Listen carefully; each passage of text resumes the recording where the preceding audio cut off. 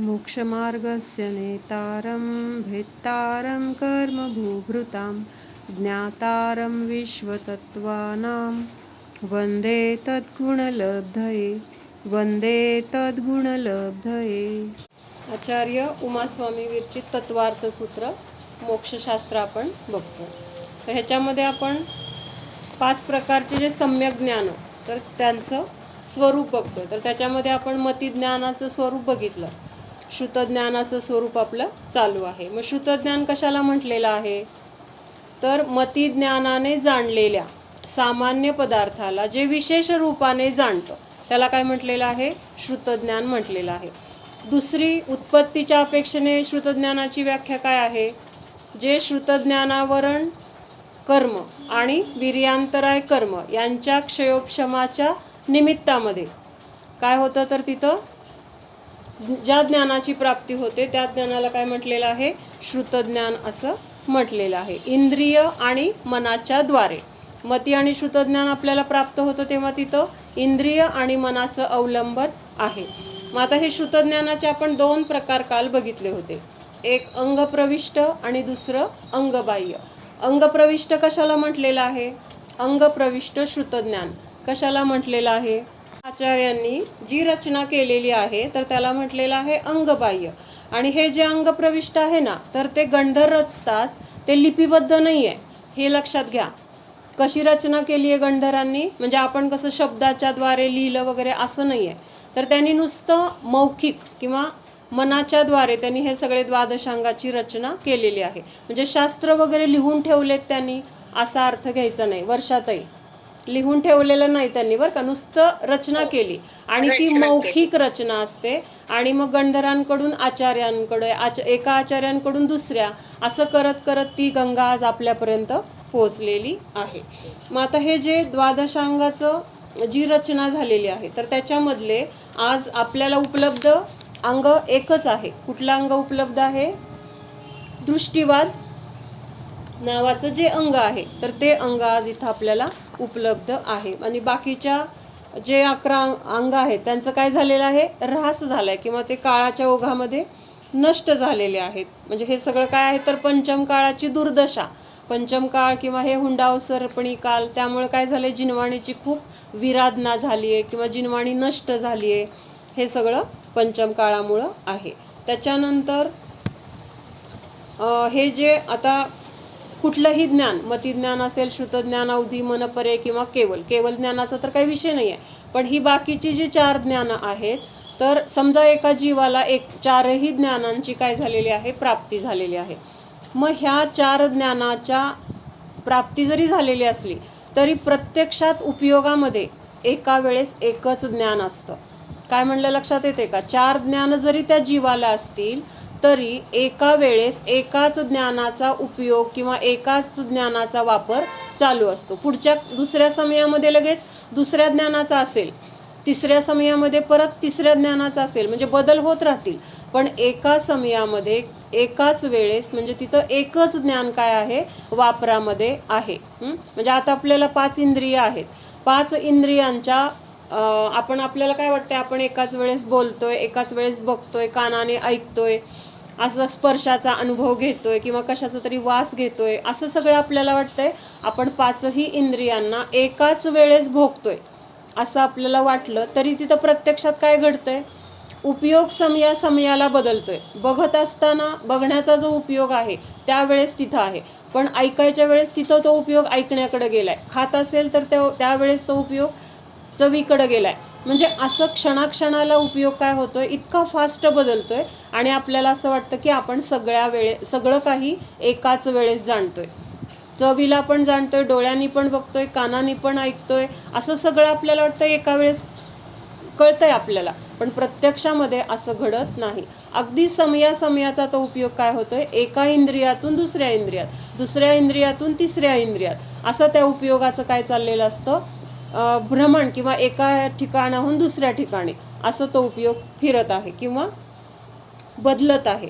लक्षात येते का हे उदाहरण? असं वाटतं की नाही, कंटिन्युअस बघतोय, कंटिन्युअस ऐकतोय, किंवा त्याच वेळेस काहीतरी खाण्याचं पण चाललेलं आहे, असं हाताने पण काहीतरी काम चाललेलं आहे, असं आपल्याला वाटतं सगळं आपण एका वेळेस करू शकतो. पण ज्ञानाचा उपयोग एका वेळेस एकाच इंद्रियाच्या द्वारे चालू असतो. मग तो पुढच्या समयामध्ये बदललेला आपल्या लक्षात येत नाही. त्यामुळे आपल्याला काय वाटतं, एकाच वेळेस सगळ्या इंद्रियांच्या द्वारे आपण जाणतोय, पण असं होत नाही. आता फॅनला पाते किती असतात? 3 असतात. पण ते असं फास्ट गोल फिरत असतं, तेव्हा आपल्याला काय वाटतं, खूप आहेत किंवा सलग आहेत, तिथं काही मध्ये गॅप नाही आहे. असं फिरताना आपल्याला सलग दिसतं की नाही? हे कशामुळे आहे? तर त्याचा वेग आहे तो. किंवा अजून दुसरं उदाहरण म्हणजे लहानपणी बघितलं असेल आपण, ते उदबत्तीने असं वलय करायचो, उदबत्ती म्हणा किंवा ते फुलबाजीने असं गोल फिरवायचं की नाही? फिरवताना फुलबाजी तर एका वेळेस एका ठिकाणीच आहे हातामध्ये, पण दिसताना आपल्याला ते चक्र दिसतं की नाही? लक्षात येते का? चक्र दिसतं की नाही?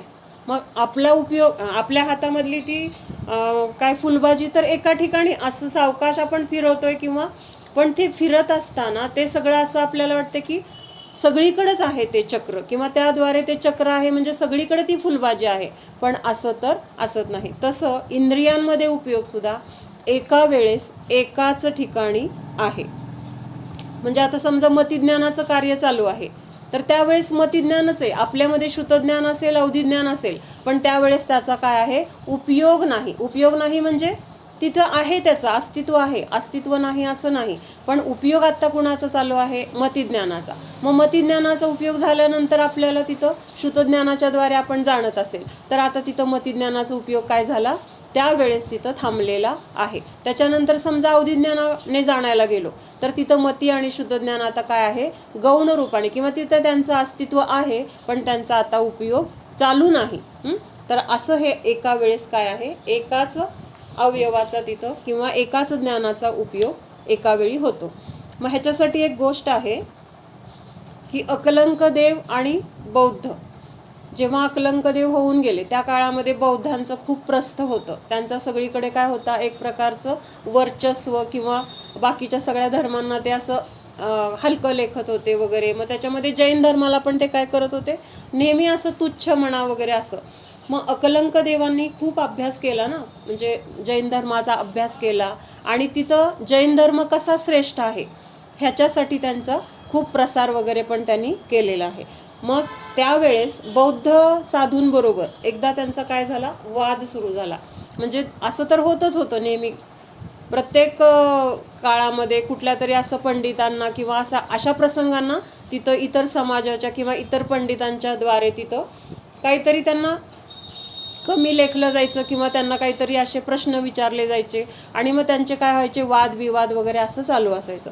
मग एका बौद्ध गुरूंच्या द्वारे त्यांना असंच काहीतरी विचारलं गेलं, आणि त्यांचा तिथं काय झालं? दोघांचा चर्चा सुरू झाली, आणि ह्या चर्चेमधून काय झालं की एक स्पर्धा टाईप तिथं सुरू झालं.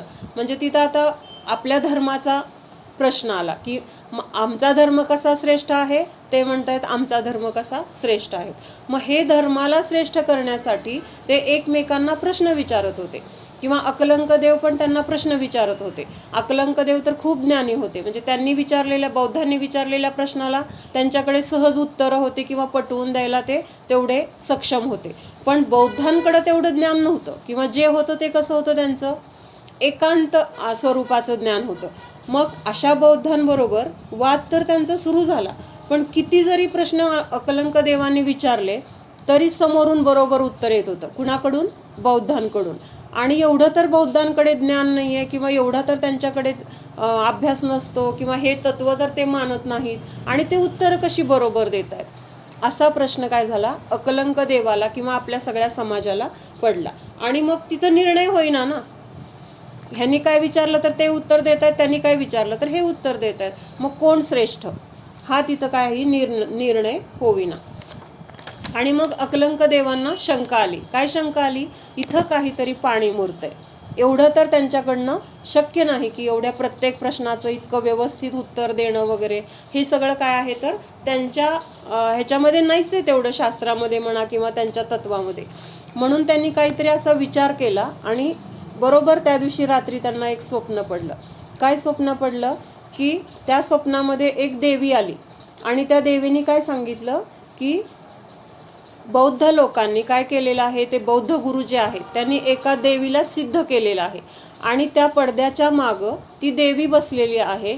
ती देवी, तुम्ही प्रश्न विचारता तेव्हा ती देवी त्यांना उत्तर सांगते आणि ते उत्तर मग ते पंडित तुम्हाला देत आहेत. म्हणजे प्रत्यक्षात पंडितांना ते ज्ञान नाही आहे, पण जी सिद्ध केलेली देवी आहे त्या देवीच्या द्वारे तुमच्या सगळ्या प्रश्नांची उत्तरं दिली जात आहेत. आणि त्यामुळं तिथं काय आहे, कुठल्याही म्हणजे त्यांच्याकडून त्यांच्या ह्याला आपण खंडन करू शकत नाही किंवा तिथं निर्णय वगैरे ह्यामुळं होत नाही. मग आता हे कळलं त्यांना, म्हणजे अकलंक देवांना शंका तर होती की काहीतरी तिथं गोम आहे. मग त्यांनी हे जेव्हा त्यांना कळलं की त्या पडद्याच्या मागं एक देवी आहे, मग दुसऱ्या दिवशी त्यांनी आयडिया केली. काय आयडिया केली, आता हे देवी वगैरे जे असतात ना, तर ते त्यांना कुठल्या ज्ञानाच्या द्वारे उत्तरं देत असतात, अवधी ज्ञानाच्या द्वारे. म्हणजे त्यांना स्वतःला तर काही तेवढं ज्ञान नाही आहे, म्हणजे हे शास्त्रीय ज्ञान किंवा तत्वज्ञान ह्या त्या देवींना वगैरे पण नाही आहे, पण त्या अवधी ज्ञानाच्या द्वारे त्या प्रश्नाचं उत्तर काय असेल असा विचार करून त्याचं उत्तर जाणून ती देवी त्या बौद्ध गुरूंना सांगत असते. म्हणजे तिचा वापर कुठल्या ज्ञानाचा चालू आहे हे सांगायचं आहे मला, अवधी ज्ञानाचा ती वापर करत असते उत्तर देताना. मग अवधी ज्ञानाचं कार्य वेगळं आहे, मती ज्ञानाचं कार्य वेगळं आहे. मग हे लक्षात आल्यानंतर अकलंकदेव दुसऱ्या दिवशी त्यांचं जे सुरू झालं प्रश्न उत्तर, मग त्यावेळेस अकलंकदेव एक प्रश्न विचारतात. तो प्रश्न विचारला की त्या देवीने उत्तर गुरूंना सांगितलं आणि गुरूंनी अकलंकदेवांना उत्तर सांगितलं. उत्तर तर ते काय असेल ते बरोबर आहे, पण आता ह्यांनी आयडिया काय केली की ते म्हणतात, मी आत्ता तुम्हाला कुठला प्रश्न विचारला होता, काय आयडिया केली त्यांनी, मी आत्ता तुम्हाला कुठला प्रश्न विचारला होता असं त्यांनी बौद्ध गुरूंना दुसरा प्रश्न विचारला. म्हणजे पहिल्याच प्रश्नाबद्दल त्यांनी विचारला की तुम्हाला कुठला प्रश्न विचारला होता. आता त्या देवी कशाने उत्तर देते, अवधी ज्ञानाच्या द्वारे उत्तर देते. आणि हा प्रश्नाचं उत्तर कशावर अवलंबून आहे विचार करून सांगा तुम्ही. मी आत्ता तुम्हाला कुठला प्रश्न विचारला होता हे कुठल्या ज्ञानाच्या द्वारे सांगितलं जाणार आहे किंवा का, मती किंवा श्रुत ज्ञानाच्या द्वारे.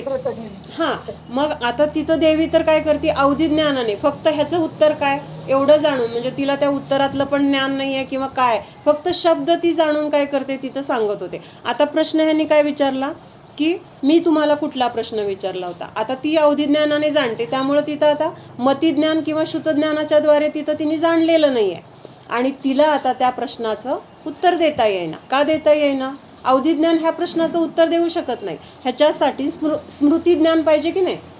म्हणजे अगोदर काय विचारलं होतं हे आपल्या लक्षात कशामुळे राहतं, स्मरण ज्ञान किंवा स्मृती ज्ञान. सकाळी आपण काय जेवलो आपल्याला का आठवतं, तर आपल्याला ते स्मृती झालेली आहे, आपल्या लक्षात आहे ती गोष्ट. मग ती स्मृती कुठल्या ज्ञानाचं कार्य आहे, मती ज्ञानाचं. आणि तिथं त्या देवीने मती ज्ञानाने सांगितलं होतं का उत्तर, सांगितलं नव्हतं. त्यामुळं तिला त्या प्रश्नाचं उत्तर आलं नाही आणि अशा प्रकारे तिथं काय झालं, त्यांची हार झाली आणि आपला जय झाला. म्हणजे आता इथं आपल्याला बघायचं आहे काय, तर ज्या वेळेस तिथं अवधी ज्ञानाचा उपयोग चालू आहे तर त्या अवधी ज्ञानाच्या द्वारेच तिथं तिला उत्तर द्यावं लागलं. म्हणजे तिथं मती ज्ञानाचा उपयोग नाही आहे. समजा एका वेळेस दोन्ही ज्ञान असते तर ती ह्या प्रश्नाचं उत्तर देऊ शकली असती. लक्षात येते का, जर ती मती ज्ञानाचा पण उपयोग एका वेळेस करू शकली असती तर जरी अवधी ज्ञानाच्या द्वारे उत्तरं देते आणि प्रश्न मती ज्ञानाच्या द्वारेचा जरी विचारला असता तर तिथं मती ज्ञानाने जाणलं असतं तर तिला काय झालं असतं, त्याद्वारे त्या प्रश्नाचं उत्तर देता आलं असतं. पण उत्तर का देता आलं नाही, तर तिथं मती ज्ञानाचा उपयोग चालू नव्हता. तिथं उपयोग कुठला चालू होता, अवधी ज्ञानाचा. म्हणजेच जीवाला एका वेळेस एकाच ज्ञानाच्या द्वारे जाणावं लागतं किंवा जाणलं जातं. असं काय आहे तर त्या ज्ञानाचं ते म्हणजे वैशिष्ट्य आहे. तर हे काय झालं, एका वेळेस एक ज्ञान असतं हे पण आपल्याला समजलं. त्याच्यानंतर अजून हे जे आपण द्वादशांग म्हणतो तर त्याच्यामधलं 10 अंग आणि 11 अंग आणि 10 पूर्व म्हणजे कुठले, जे दृष्टीवाद अंगाचे 5 भेद आपण काल बघितले होते. काय बघितले होते, आत्ता जे आपल्याला, मला ठीक आहे 1 मिनिट क्लिअर होईल सगळं. हां, मला काय सांगायचं आहे की जे दृष्टिवाद अंग आत्ता आपल्याला उपलब्ध आहे, तर त्या दृष्टिवाद अंगाचे 5 आपण प्रकार बघितले होते. परिकर्म, चुलिका, प्रयोग, सूत्र आणि पूर्व. मग हे जे पूर्व आहेत ते पूर्व 14 आहेत, बरोबर आहे. पण मला सांगायचं आहे की 11 अंग आणि 10 पूर्वपर्यंतचं ज्ञान, म्हणजे एकूण 14 पूर्व आहेत, त्यातलं 10 पूर्वपर्यंतचं ज्ञान, 11 अंग प्लस हे 10 पूर्व 14 पैकी, एवढं ज्ञान एखाद्या अभव्य जीवाला पण असू शकतं. काय सांगायचंय? अभव्य जीव असेल आणि त्याला सुद्धा तो म्हणजे इथंपर्यंत पोहोचू शकतो की त्याला 11 अंग आणि 10 पूर्वापर्यंतचं ज्ञान होऊ शकतं. नाही, सॉरी, 1 मिनिट. हां, 11 अंग आणि 9 पूर्व इथंपर्यंतचं ज्ञान अभव्य जीवाला पण असू शकतं. अभव्य जीव म्हणजे कोण? ज्याच्यामध्ये मोक्षाला जाण्याची योग्यताच नाही, ती शक्तीच त्याची कधीही प्रकट होऊ शकणार नाही, असा जीव. आणि तो जीव सुद्धा एवढं ज्ञान प्राप्त करू शकतो. म्हणजे आपल्याला वाटत असेल कदाचित ना की मला एवढं समजतंय, मला एवढं येतंय, तर त्याच्यातून आपण स्वतःला मोठं समजायचं कारण नाही. हे समजून घ्यायचं याच्यातून. कारण 11 अंग तर आत्ता नाही आहेत, पण ती 11 अंग प्लस 9 पूर्व एवढं सगळं ज्ञान जरी एखाद्या जीवाने प्राप्त केलं तरी सुद्धा कदाचित तो जीव अभव्य पण असू शकतो. त्यामुळं महत्त्व परत कशाला आलं? हा सगळा विषय कशाचा आहे? ज्ञानाचा आहे. म्हणजे 11 अंगाचं ज्ञान आहे पण तो अभव्य असू शकतो. म्हणजेच तिथं महत्त्व परत कशाला आलं? तर सम्यक दर्शनाला आलं. म्हणजे सम्यक दर्शन सहित थोडंसं जरी ज्ञान असेल तरी तो जीव कसा आहे? नियमाने मोक्षगामी आहे. म्हणजे आता तिथं शिवभूती मुनींचं उदाहरण बघतो आपण. त्यांना काय कुठलं ज्ञान होतं का? 14 हे 11 अंग म्हणा किंवा हे कुठले पूर्व किंवा 12 अंग, ह्यांचं त्यांना अगदी काही ज्ञान नव्हतं. त्यांना फक्त एवढंच कळलं होतं की तुष माश भिन्न किंवा स्व आणि पर ह्याच्यामध्ये भेद आहे आणि त्याचं त्यांना काय होता तर पक्का निर्णय होता. तसं त्यांचं दृढ श्रद्धान होतं आणि एका त्या श्रद्धानावर भले त्यांचं ज्ञान अगदी अल्प आहे तरी सुद्धा त्यांना मोक्ष मिळाला. आणि इथं काय सांगितलंय? 11 अंग आणि 9 पूर्वपर्यंतचे जीव सुद्धा काय आहेत तर अभव्य असू शकतात.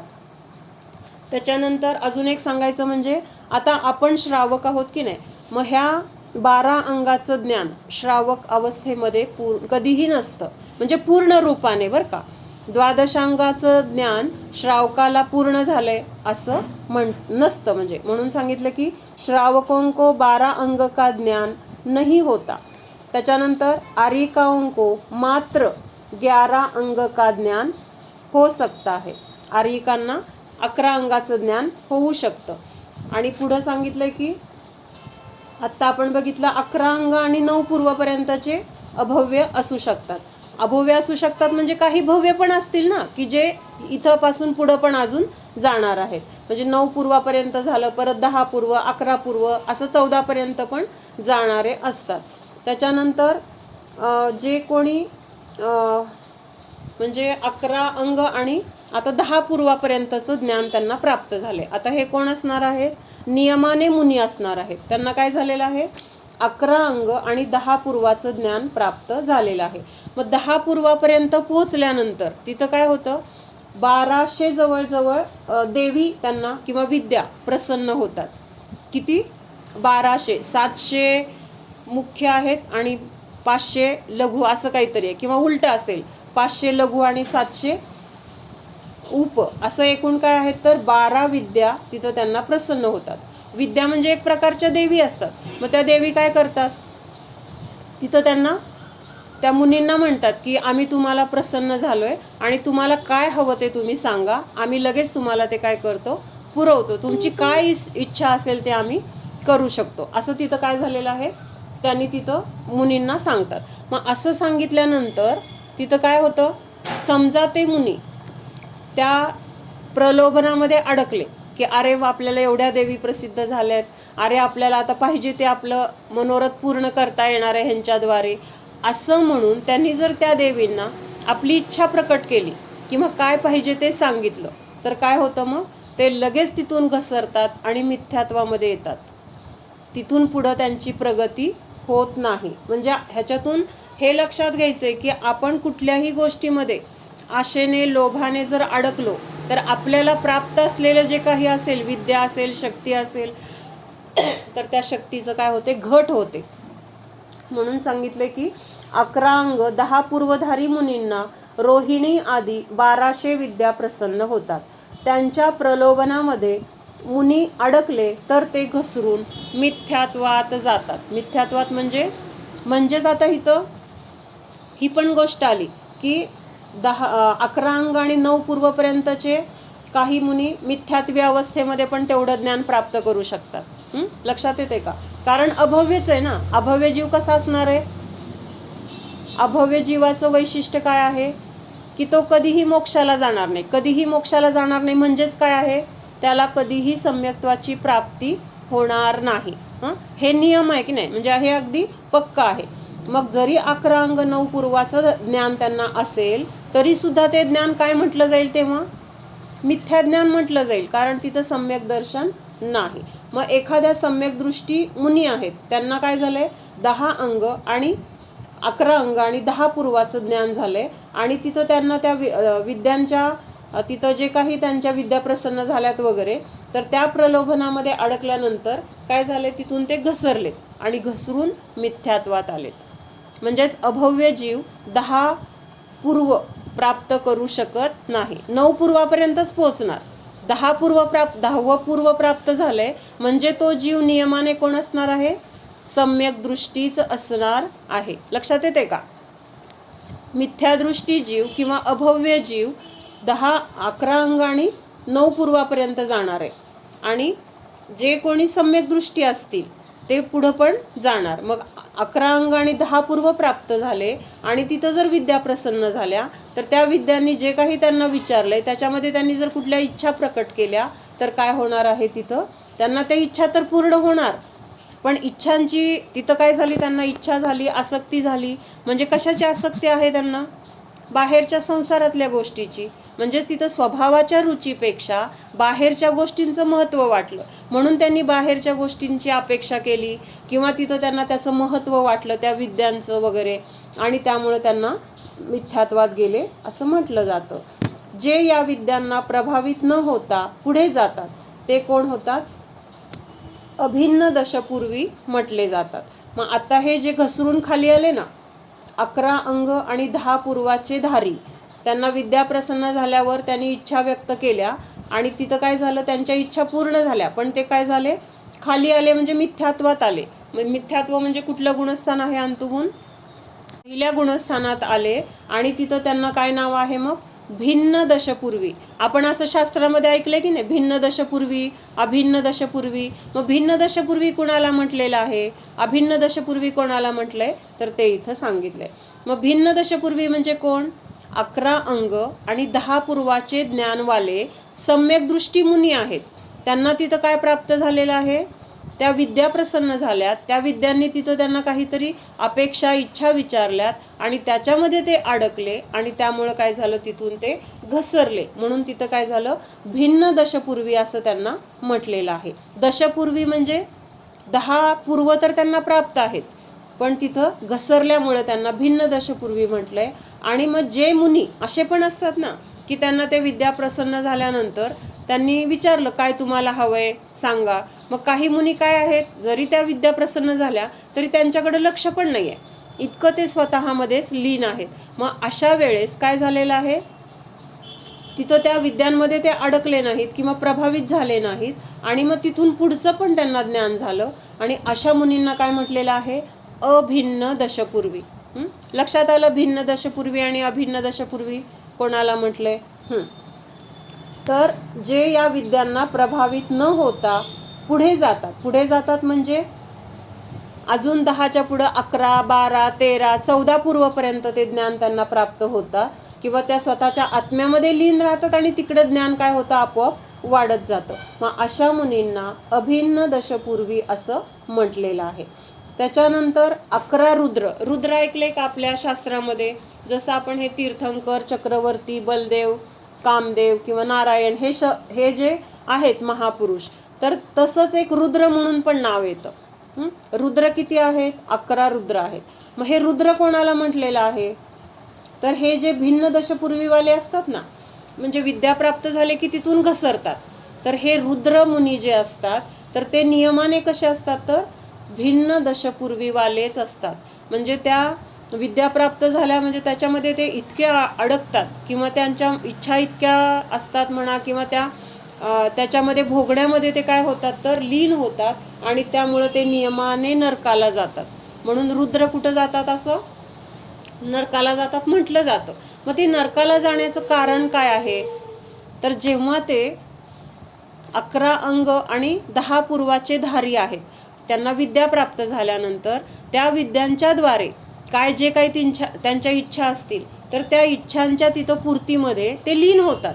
म्हणजे त्यांना जे पाहिजे ते मिळाल्यानंतर त्याच्यामध्ये ती लीन झाले. कशामध्ये लीन झाले? मग बहिरंगामध्ये. आत्म्याचं तिथं स्वरूप विसरले गेले किंवा आत्म्यातून बाहेर आले आणि त्यामुळं तिथं काय झालं? त्या भोगांच्या आसक्तीमुळं ते कुठं गेले? तर नियमाने नरकाला जातात. मग 11 रुद्र असतात, तर हे 11 रुद्र नियमाने कुठं आहेत? नरकगामी म्हटलेलं आहे. आता रुद्र कोणाला म्हटलंय? रुद्र म्हणजे आता जसं तीर्थंकर वगैरे तसा हा एक प्रकार आहे, पण त्यात हे काही वेगळे काय आहेत किंवा कोणाला रुद्र म्हटलं जातं मावशी?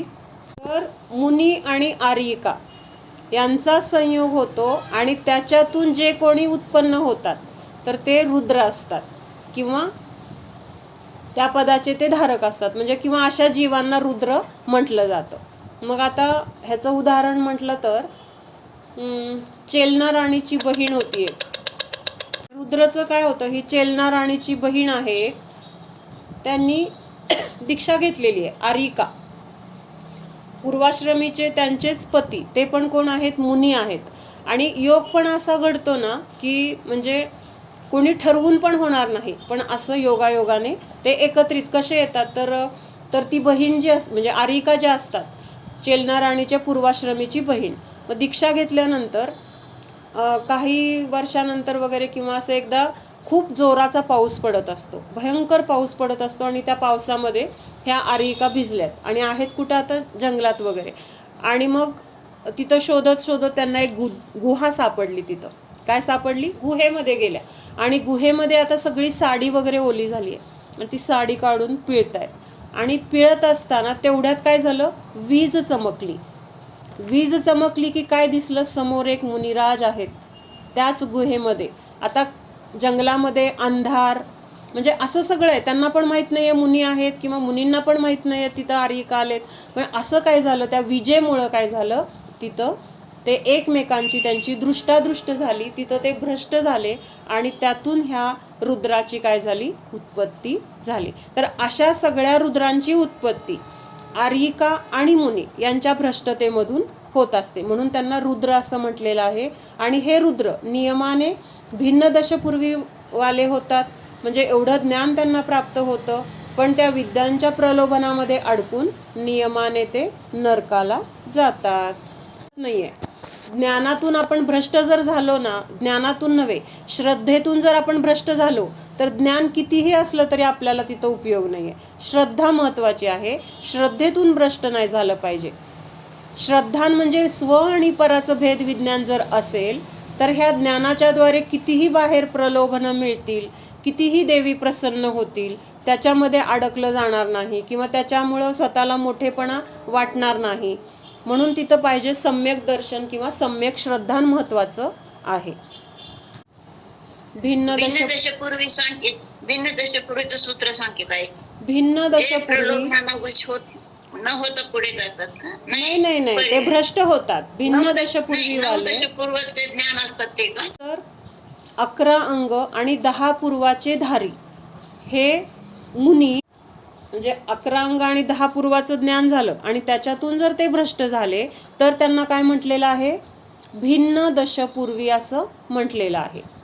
मधून भ्रष्ट न होता जे मुनी पुढे जातात तर त्यांना काय म्हटलेलं आहे? अभिन्न दशपूर्वी. मग हे अभिन्न दशपूर्वीवाले जे मुनी आहेत तर ते नियमाने केवल ज्ञानालाच प्राप्त होतात. हे वेगळं कोणी नाहीच आहे. आदिनाथांच्याच त्यांनी काय केलेलं त्याच्यामध्ये विकृत स्वरूप त्यांनी करून ते सांगितलेलं आहे. आदिनाथ भगवंतांचा जो जीव किंवा तीर्थंकराचा जीव त्यालाच त्यांनी महादेव म्हणतात, शंकर म्हणतात, पण त्यांच्या परीने त्यांना तसं रूप त्यांनी दिलेलं आहे. असं शंकराचं अस्तित्व वेगळं कोणी नव्हतं. मग आणि विष्णू आणि ब्रह्मा हे पण सगळे काल्पनिक देव आहेत. म्हणजे तसे त्यांचे कोणीतरी गुरु वगैरे होऊन गेले असतील, पण ते जे दाखवतात की ब्रह्माने काय म्हणजे कुणीतरी विश्व तयार केलं, एकाने रक्षण केलं आणि एक त्याचा नाश करणारा वगैरे, हे जे त्यांच्या कल्पना आहेत ना, तर ह्या सगळ्या पूर्ण खोट्या आहेत किंवा फक्त कल्पनाच आहेत. त्याच्यामध्ये काही सार नाही आहे. कारण हा जो लोक आहे किंवा हे जे विश्व आहे तर ते कसं आहे, कुणीही बनवलेलं नाही आहे, अनादि अनंत आहे. आणि ते काय म्हणतात की ह्या विश्वाची निर्मिती ब्रह्माने केली. विष्णू काय करतो तर त्याचं रक्षण करतो त्या विश्वाचं, आणि महेशाला जर राग आला तर तो ह्या सगळ्या विश्वाचा विध्वंस करतो. असं त्यांचं सगळं हे कल्पना आहे. प्रत्यक्षात असे कोणीही देव किंवा त्यांचं अस्तित्व नाही आहे. असं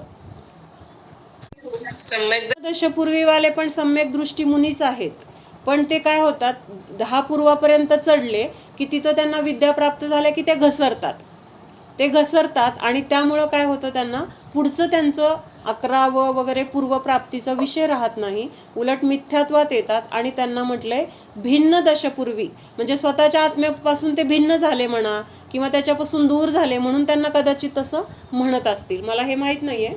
पण त्यांना भिन्न दशपूर्वी म्हटलंय कारण ते घसरलेले. आणि जे न घसरता पुढं जातात अजून, त्यांना अभिन्न म्हटलेलं आहे, म्हणजे ते स्वतःच्या आत्म्याशी अभिन्न रूपाने राहतात. त्यामुळं तिथं त्यांचा नियमाने काय होतो तर मोक्ष होतो. जीव को सम्यक दर्शन होते ही सम्यक मती और सम्यक श्रुत ज्ञान होता है.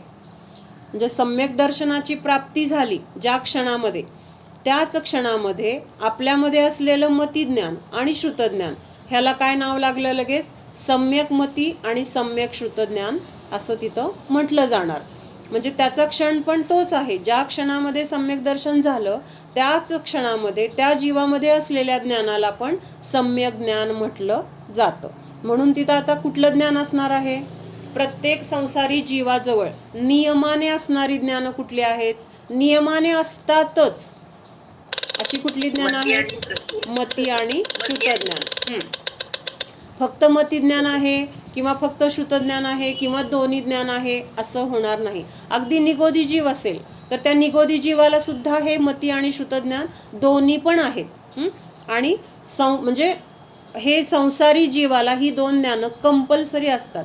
मग बाकीची असतील पण किंवा नसतील पण, म्हणजे अवधी ज्ञान असेल पण नसेल पण, मनपर्याय ज्ञान असेल पण नसेल पण. म्हणजे दिसतंय आपल्याला आता आपल्याला मती आणि श्रुत आहे, पण अवधी आणि मनपर्याय आहे का, केवलचं तर लांब राहिलं, हे 2 आपल्याला नाहीत. पण मती आणि श्रुतज्ञान अगदी सगळ्या किड्या मकोड्यापासून सगळे प्राणी मनुष्य सगळ्यांना आहे. म्हणून सगळ्या संसारी जीवांना नियमाने असणारी ज्ञानं कुठली आहेत तर मतिज्ञान आणि श्रुतज्ञान. त्यामुळं ज्या क्षणी सम्यक दर्शनाची प्राप्ती झाली त्या क्षणी ह्या दोन्ही ज्ञानाला सम्यक मती आणि सम्यक श्रुतज्ञान म्हटलं जातं. सम्यक दर्शन कारण है और सम्यक ज्ञान कार्य, ऐसा समजना चाहिए. आता मला ह्याचं उत्तर तुम्ही सांगायचंय की सम्यक दर्शनाला कार्य आणि सम्यक ज्ञानाला सम्यक दर्शनाला कारण आणि सम्यक ज्ञानाला कार्य म्हटलंय. मग आता इथं कारण जे आहे तर आपण कारणाचे काल 2 प्रकार बघितले होते. कुठलं बघितलं होतं, एक उपादान कारण आणि एक निमित्त कारण. मग आता इथं कुठलं कारण असणार सांगा, प्रश्न कळला का?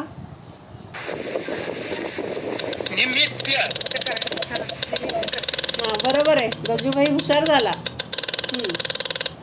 अजून सांगा कोणीतरी. सम्यक दर्शन हे कारण म्हटले आणि सम्यक ज्ञान हे कार्य. मग आता इथं सम्यक दर्शन जे कारण आहे तर ते निमित्त कारण आणि उपादान कारण ह्या दोन्ही मधलं कुठलं येणार आहे आणि का?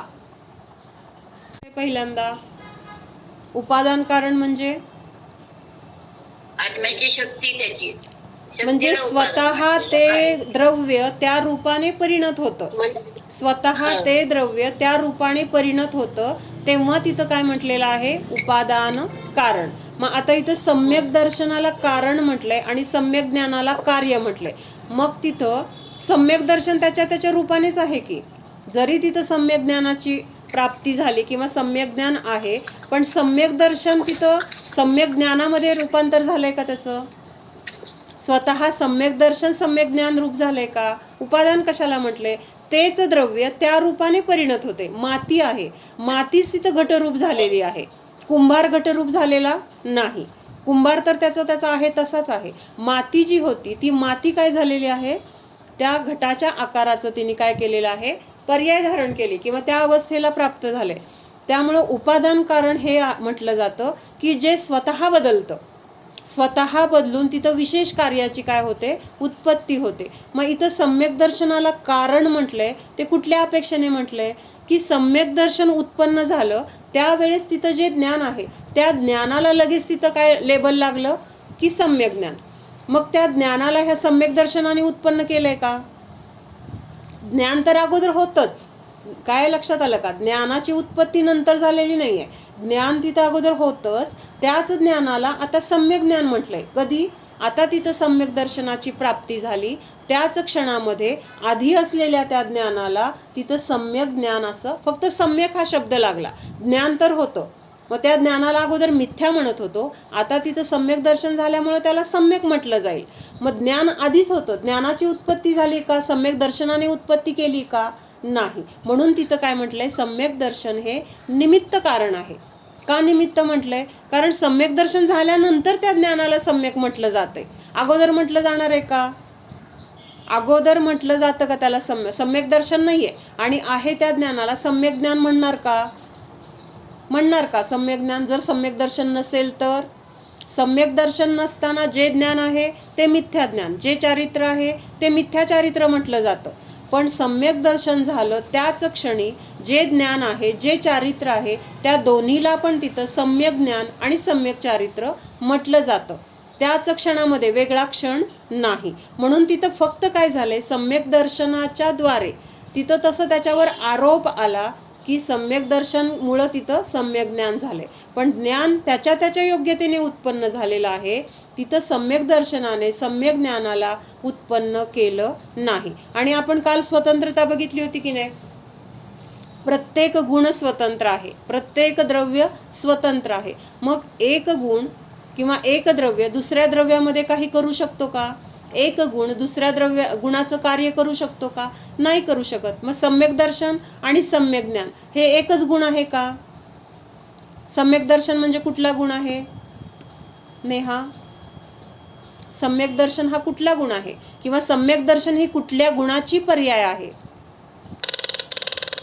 म्हणजे जीवामध्ये जे अनंत गुण आहेत तर त्याच्यामध्ये हे मुख्य गुण आपण बघतोय की सम्यक दर्शन, सम्यक ज्ञान आणि सम्यक चारित्र.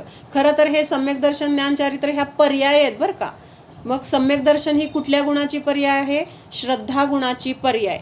मग श्रद्धा गुणाची पर्याय जेव्हा विपरीत होती, विपरीत म्हणजे जेव्हा आपलं शरीर आणि मी एक आहे अशी बुद्धी होती की तेव्हा आपलं श्रद्धान काय होतं? हे शरीर म्हणजेच मी, म्हणजेच तेव्हा श्रद्धा गुणाची मिथ्यादर्शन ही पर्याय होती.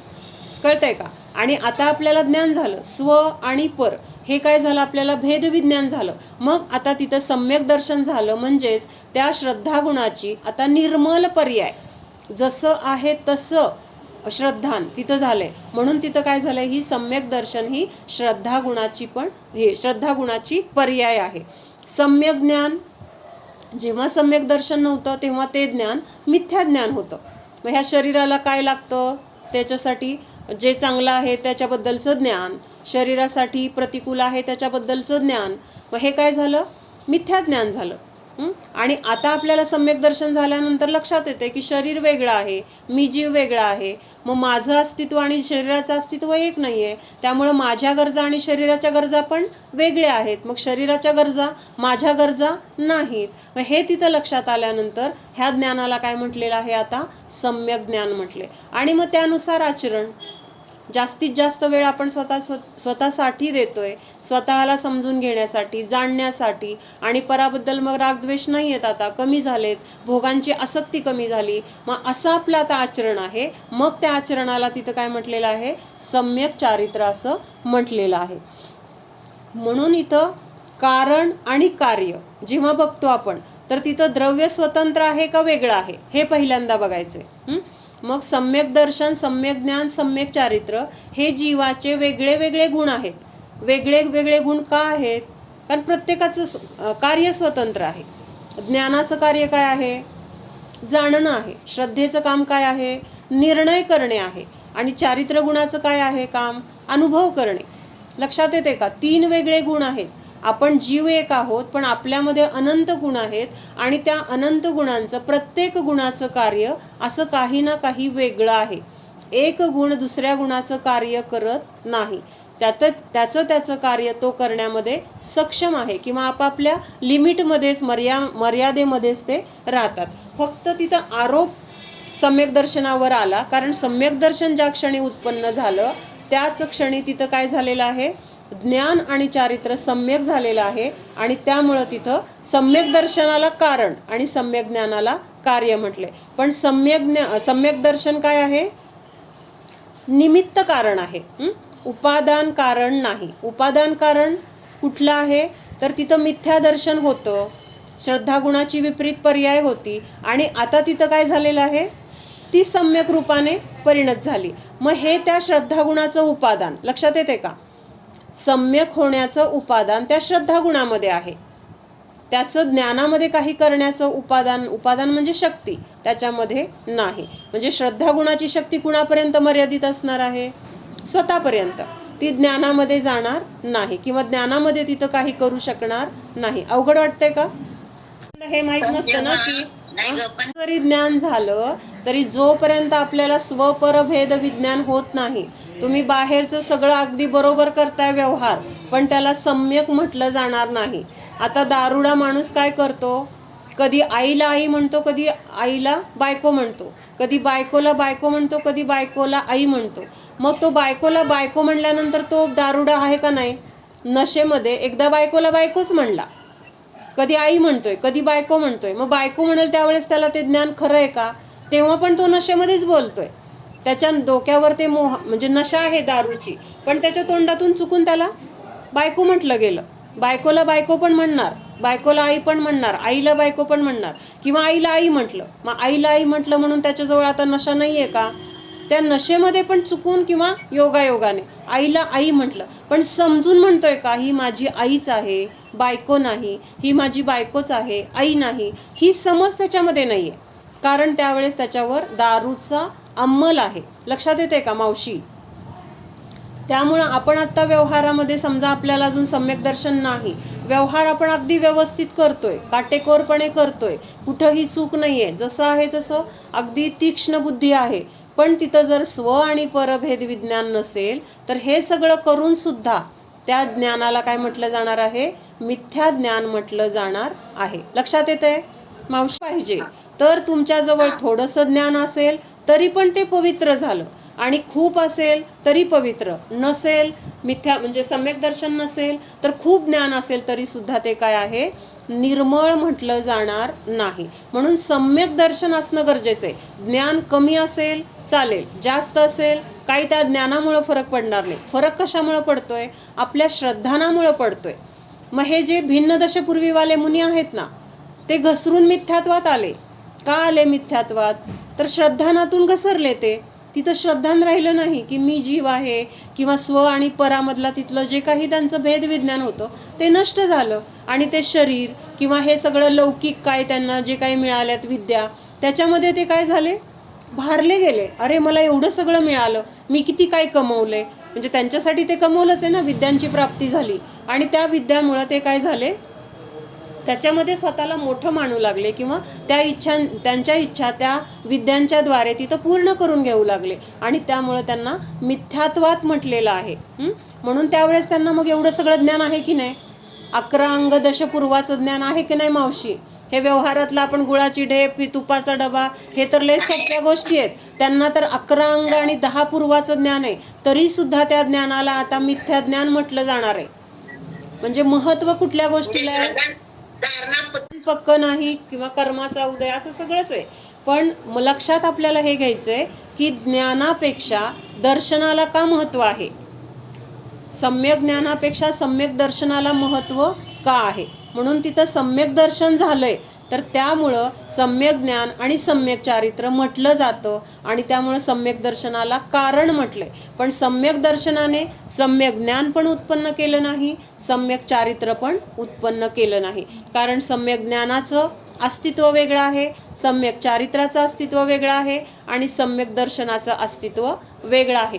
3 वेगळे वेगळे स्वतंत्र गुण आहेत. मला पण आधी हे कळत नव्हतं. श्रद्धा, ज्ञान, चारित्र्य हे वेगळं आहे असं कळतच नव्हतं. एक आत्मा, हे आत्म्याचं आहे, मग सगळा गोंधळ असायचा.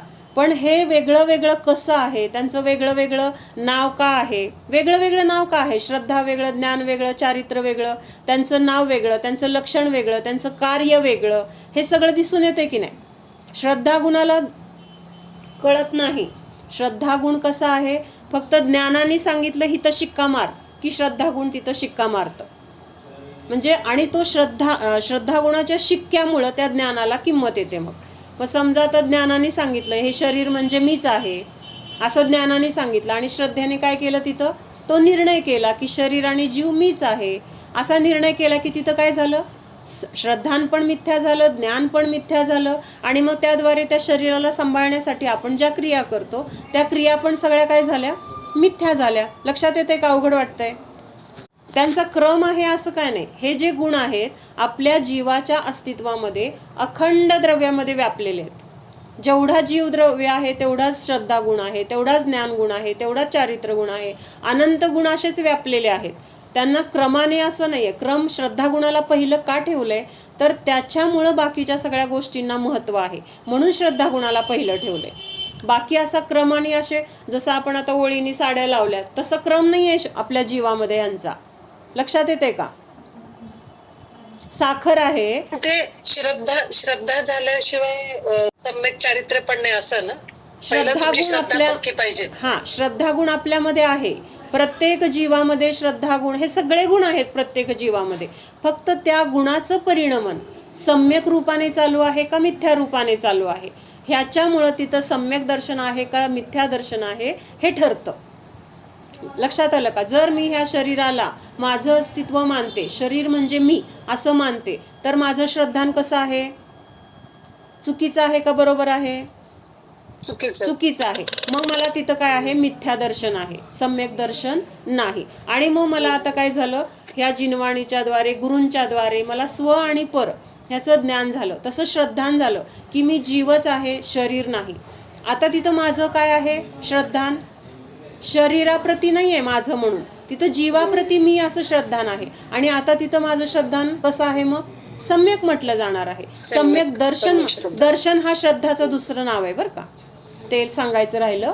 श्रद्धा गुणाचं दुसरं नाव काय आहे? दर्शन. दर्शन. मग तिथं जर सम्यक रूपाने आहे म्हणून तिथं सम्यक दर्शन म्हटलंय, मिथ्या रूपाने असेल तर मिथ्या दर्शन असं म्हटलेलं आहे. लक्षात आलं? मग दोन गुण वेगळे वेगळे आहेत. एक गुण दुसऱ्याचं कार्य करू शकत नाही म्हणून तिथं सम्यक दर्शनाला निमित्त कारण म्हटलंय. ठीक आहे. यह जो सम्यक मति और श्रुत ज्ञान के भेद दिए गए हैं वे ज्ञान विशेष निर्मलता होने के लिए दिए गए हैं. म्हणजे आपण हे सगळं का समजून घेतोय ते सांगतायत की एवढं हे सम्यक मती ह्याला म्हटलं, सम्यक श्रुतज्ञान किंवा श्रुतज्ञान काय आहे, मतिज्ञान काय आहे, ज्ञानाचे 5 भेद काय आहेत, हे आपल्याला एवढं समजून का घ्यायचंय? तर हे समजून घेतल्यानंतर आपल्या जे ज्ञान आहे त्या ज्ञानाची विशेष निर्मलता प्रकट होते. आपल्या ज्ञानामध्ये निर्मळता प्रकट होण्यासाठी हे सगळं समजून घेणं गरजेचं आहे आणि त्याच्यासाठी आपण हे समजून घेतोय. हा हेतू तर आपला अजिबात ठेवायचा नाहीये की मला फक्त तत्वार्थाचा ग्रंथ पूर्ण करायचा आहे, हा हेतू नाही आहे. भले आपल्याला ह्यातलं थोडंसं जरी शिकायला मिळालं तरी जे शिकतोय ना आपण ते माझ्या जीवनासाठी, माझ्या जीवासाठी ते कसं उपयोगी आहे, का उपयोगी आहे, हे सगळं त्याच्यातून आपल्याला समजलं पाहिजे. आणि हे समजून आपल्या आचरणामध्ये ते आणण्यासाठी आपल्याकडून प्रयत्न केले गेले पाहिजे. भले अंशाने असतील. आपण उडी मारायची ठरवतो खूप लांब, पण आपली उडी फार लांब नाही जाऊ शकत. पण उडी मारायची आहे मला, तिथंपर्यंत पोहोचायचं आहे मला, हे ध्येय आपलं पाहिजे. मग त्याच्यातून आपली उडी जाईल तेवढी जाईल, अजून आपली शक्ती वाढेल तसं अजून आपलं काय होणार आहे? परत सगळं वाढत जाणार आहे. ज्ञान, शक्ती किंवा आपलं म्हणजे बल वगैरे सगळं वाढत जाणार आहे. पण तोपर्यंत काय करायला पाहिजे, तर आपल्या ज्ञानाची निर्मलता कशी वाढेल आणि ह्या निर्मलतेच्या द्वारे जे माझं श्रद्धान आहे, नुसतं ज्ञानच निर्मळ करायचं नाही आहे, ह्या ज्ञानाच्या निर्मळतेद्वारे मला माझं श्रद्धान सम्यक करायचं आहे. मला स्वपरभेद विज्ञान करून तिथं त्या श्रद्धा गुणामध्ये दृढता आणायची आहे, धारणा पक्की करायची आहे. धारणा पक्की नसेल तर आपण पण घसरणार. ते मुनी घसरू शकतात, आपण तर काय चीज आहे. आपण तर सतत 24 तास या संसारात शरीरात मुलाबाळात असतो. ते मुनी तर फक्त ज्ञान ध्यान आणि तपामध्ये लीन आहेत, तरी सुद्धा त्यांच्यावर ही वेळ येऊ शकते. मग आपल्याला स्वतःला किती पक्क करायला पाहिजे हे त्याच्यातून शिकायचे. ते घसरले ते बघायचं नाही आपल्याला, ते कसे घसरले, असं कसं घसरतात हे म्हणलं तर आपली वाटच चुकली, मग आपला मार्गच चुकला. आपल्याला हे बघायचं नाही, आपल्याला त्याच्यातून शिकायचंय की एवढ्या वरपर्यंत एवढ्या उंचीपर्यंत जाऊन सुद्धा ते घसरू शकतात. आपण तर अजून खूप खाली आहोत. मग आपल्याला जर घसरायचं नसेल तर स्वतःला किती पक्क, किती ठाम, किती दृढ करायला पाहिजे हे ते बघून आपल्याला शिकायचंय. दुसऱ्या कुणाची पण चूक बघितल्यानंतर आपण त्यांच्या चुकीला नावं ठेवायची नाहीयेत किंवा त्या चुकीमुळं त्या जीवाला आपण वाईट समजायचं नाहीये. तर ती चूक जी झालेली आहे ती चूक वाईट आहे आणि ती चूक मला करायची नाहीये, एवढं आपण स्वतःला काय करायचंय, स्वतःला ते शिकवायचंय.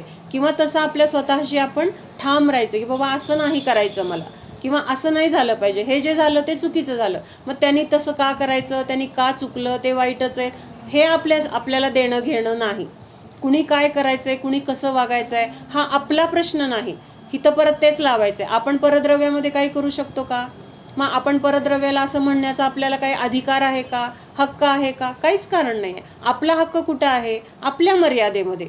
मी काय करायला पाहिजे, माझं काय चुकलंय, मला काय बदलायचंय हे आपण बघायचंय. म्हणजे समोर आरशात बघितल्यानंतर आपल्याला दिसतं की बाबा आपले केस नीट नाही आहेत किंवा आपली टिकली नीट लागलेली नाही आहे, जे काही साडी व्यवस्थित आहे नाही, तर जे जर तिथं व्यवस्थित नसेल तर आपण आरशामध्ये नीट करायला जातो का स्वतःमध्ये नीट करायला जातो? आपल्यामध्ये आपण नीट करायला जातो. तेव्हा जरी आपल्याला समोर काही चुकीचं वाटत असेल तर त्याच्यातून मला काय करायचं, तर मला असं घसरायचं नाहीये, मला हे चुकायचं नाहीये, हे फक्त आपल्याला शिकण्यासाठी बघायचं आहे.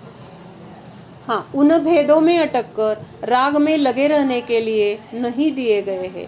इसलिए उन भेदों का स्वरूप जानकर जीव को अपने त्रैकालिक अखंड अभेद चैतन्य स्वभाव की ओर उन्मुख होकर निर्विकल्प होने की आवश्यकता है.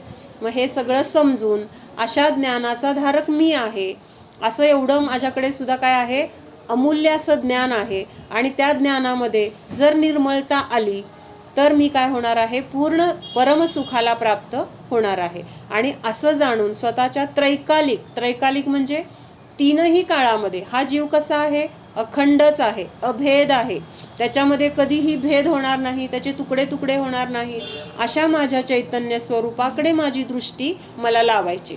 म्हणजे जे माझ्याकडे आत्ता ज्ञान उपलब्ध आहे, भले थोडं असेल, जास्त असेल नसेल त्याच्याशी काय देणं घेणं नाही, जेवढं ज्ञान उपलब्ध आहे तेवढं ज्ञान कुठं लावायचंय, स्वतःच्या आत्मस्वरूपाकडे लावायचे. आजपर्यंत ते ज्ञान कुठे आहे, बाहेर लावले. राजचंद्रजी होते ना, राजचंद्रजी, तर ते खूप म्हणजे असं पंडित होऊन गेलेत आणि खूप अशक्त. त्यांचा फोटो जर बघितला तर फक्त हाडं, आणि ते पण हाडं पण अशी बारीक, म्हणजे अगदी लहान किंवा छोटी.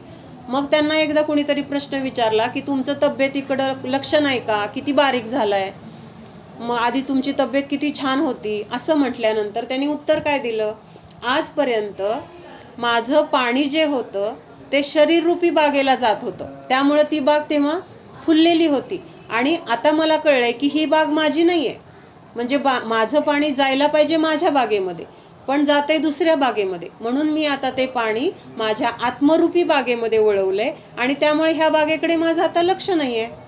माझी चैतन्याची बाग आता फुललेली आहे, बहरलेली आहे, कारण माझं ज्ञान कुठं लागलंय, आता माझ्या आत्मस्वरूपाकडे लागले. म्हणजे हे ज्ञान समजून आपल्याला पण काय करायचंय, मला माझ्या चैतन्य स्वरूपाला जाणायचंय. हे शरीराकडे लावलंय सगळं आपलं लक्ष, आपलं ज्ञान, आपली श्रद्धा, तर तिकडून काढून मला माझ्या आत्मस्वरूपामध्ये ते जोडायचंय. आणि असं जर आपल्याला जमलं तर मग आपण कसं होणार आहे, निर्विकल्प. इतकी छान अवस्था आहे ना, त्या अवस्थेमध्ये आपल्याला कुठलंच दुःख नाही आहे, कुठलीच चिंता नाही आहे, कशाची भीती नाही आहे. आणि ह्या सगळ्या अशा आपल्या कल्पना, इच्छा, भय, चिंता, जे काही आपल्या जबाबदाऱ्या, कर्तव्य, ह्या सगळ्यांनी रहित अवस्था म्हणजे अगदी हलकी, शांत, आनंदी, प्रसन्न असं ते काय आहे, निर्विकल्प. कुठलाही विकल्पच तिथं राहिलेला नाही आहे. ना राग, ना द्वेष, ना चिंता, ना भय, काहीच नाही आहे तिथं. मग अशा अवस्थेला आपण प्राप्त होणार आहे. मग ह्याच अवस्थेसाठी तर आपण धडपडतोय ना. म्हणजे आपण धडपडतोय ते संसारात, पण संसारात असं मिळणार नाहीये. आपल्याला संसारात जर राहिलो तर कधीच आपण निर्विकल्प होणार नाही, उलट विकल्पच विकल्प होतात. इतके विकल्प वाढतात. समजा त्याच्यातून आपल्याला काही मिळवायचंय म्हणलं तर ते मिळेपर्यंत आपल्याला चैन नसते. मग जर आपल्याला निर्विकल्प व्हायचंय तर हे बाहेरचं सगळं काय करायला पाहिजे, सोडायला पाहिजे. म्हणजे सोडायचंय म्हणजे आपल्याला सोडून कुठं पळून जायचं नाहीये, मान्यतेतून सोडायचंय की हे मी नाही, ह्याचं मी काही करू शकत नाही, ह्याच्यामुळं मला सुख मिळणार नाही. हे सगळं आपल्याला मान्यतेतून पक्क केल्यानंतर ह्या बाहेरच्या गोष्टी आपल्या संयोगात असो किंवा नसो, आपल्याला त्याच्यामुळं सुख पण नाही किंवा दुःख पण नाही. ओम. सावधान, जाणा, हा मी शुद्ध जीव आहे, जाणणारा आहे, मात्र जाणत आहे. जाणणे सोडून मी अन्य काहीही करणारा नाहीच. जाणा, स्वतःच्या स्वतंत्र जीवस्वरूपाला जाणा. मी एक द्रव्य आहे, जीवद्रव्य आहे. माझ्यामध्ये अनंत गुण आहेत, ज्ञान आहे, दर्शन आहे, चारित्र्य आहे, शक्ती आहे. असे अनंत गुणांचे भंडार म्हणजे मी आहे. जाणा, माझ्या जीवस्वरूपामध्ये असलेले हे गुण देखील स्वतंत्र स्वतंत्र आहेत. त्यांचं कार्य स्वतंत्रपणे चालू आहे. श्रद्धागुण ज्ञानगुणाचे कार्य करत नाही, ज्ञानगुण श्रद्धागुणाचे कार्य करत नाही. स्वतंत्र असून देखील या जीवामध्ये अखंड आहेत, अभेद आहेत. जाणा, हा मी अनादि अनंत आहे, अखंड आहे. माझा कधीही नाश होत नाही.